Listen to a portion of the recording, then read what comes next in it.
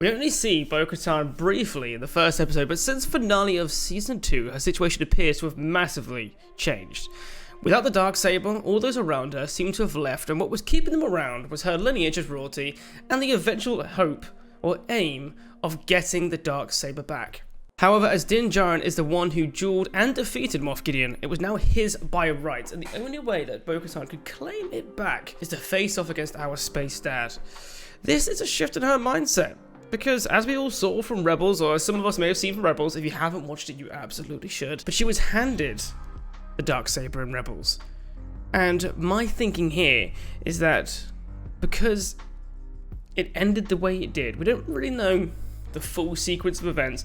Last we see is that she's handed this sword. Everyone appears to have been, at least that we could have seen, united and under the idea of her rule. But obviously, events didn't go well. The people of Mandalore still fractured and later destroyed by the Empire in what looks like one of the most harrowing scenes I've ever seen, the Night of 1,000 Tears. But what's next for Bo Katan? She looks lost, defeated, down in the dumps. Our first encounter in her epic fortress was dismissive. But despite that, still pointed Din in the right direction. When you think about it, it all makes sense. Din is a horrible reminder for her.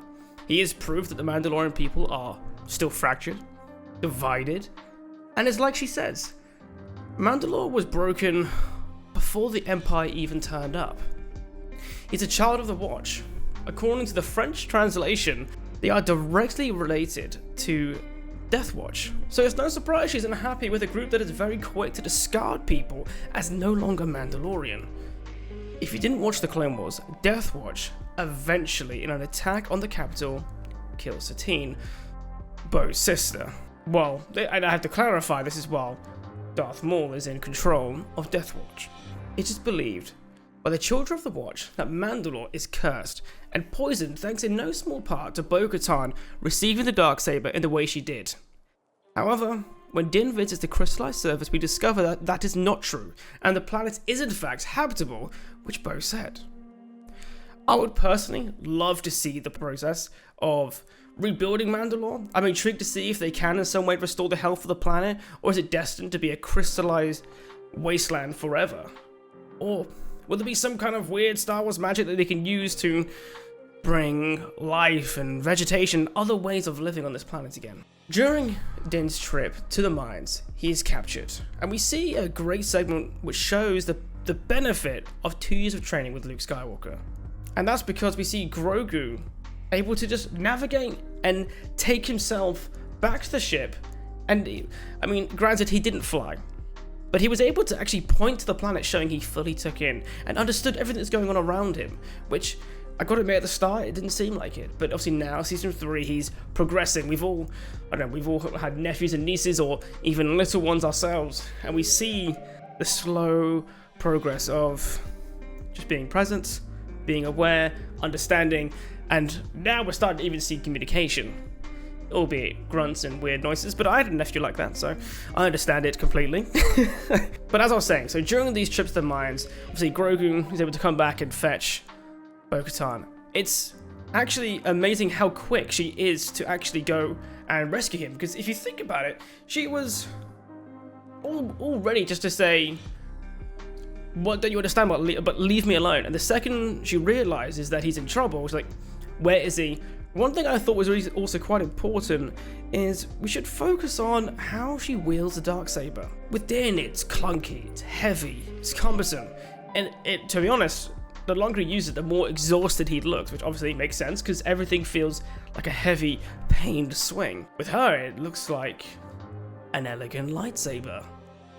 Something that is just an extension of herself, which, as we see Kanan teach Sabine, this exact thing. I also loved it. I don't know if anyone else thought this, but I love to see a live action of the mini pop-up shield. I always thought this was really freaking cool in the Clone Wars, so it's really cool to see that in live action. But this episode served as a mini history brief on the planet, talking about the customs, what it used to be like for her time as Princess of Mandalore, showing how the people always loved to see the ceremonies, but ultimately, all it was something to keep people happy for the sake of tradition, pomp, and ceremony. But as Din is bathing in the waters of the mines and reciting the words that she herself recited many years ago, Bo looks over nostalgically. But maybe she gets it now. Why everyone loved seeing it, an insight into what Mandalore could still become, or maybe it's just nostalgia and what it used to be and how she wishes she could go back. I can see her taking an advisory role with a long-term plan for Grogu to become the ruler.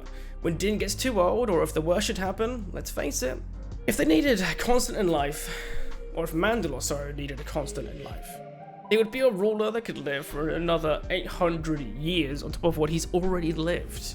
Like when the mythosaur is sighted, it marks the beginning of a new era, and I think all this combined is enough for her to believe again.